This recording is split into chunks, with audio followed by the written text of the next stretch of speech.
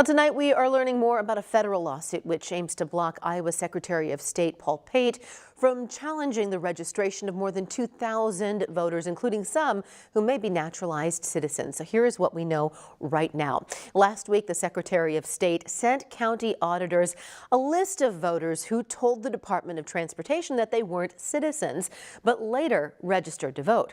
Poll workers will now challenge their ballots, and voters will have 7 days to prove their citizenship. Those impacted will be able to cast a provisional ballot instead. But the ACLU is calling for the people on that list to be able to cast a regular ballot. The lawsuit was filed on behalf of 4 registered voters on the list who, it says, are also naturalized citizens.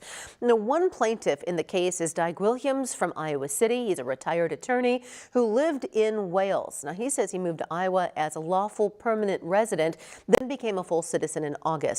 Williams says he was found out he was being accused of being a non-citizen voter, and says he is concerned about how the impact these voter challenges could have on him and others.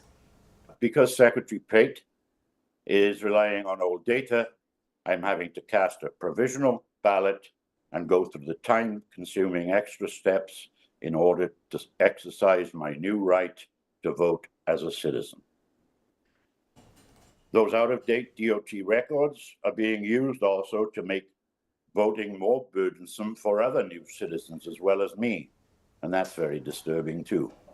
In an email, Secretary Pate says the Washington Office of U.S. Citizenship and Immigration Services is not being transparent with its information. He says that info would be, quote, critical to Iowa's election officials in this process and ensure naturalized citizens can cast their ballots as normal.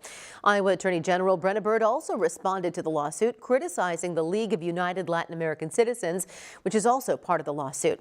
AG Bird says, quote, LULAC is trying to derail our election integrity systems to let non-citizens illegally vote. Every non-citizen who illegally votes cancels out an Iowan's valid vote. Now, this is a developing story. We'll continue to update you throughout the evening, both on air and online.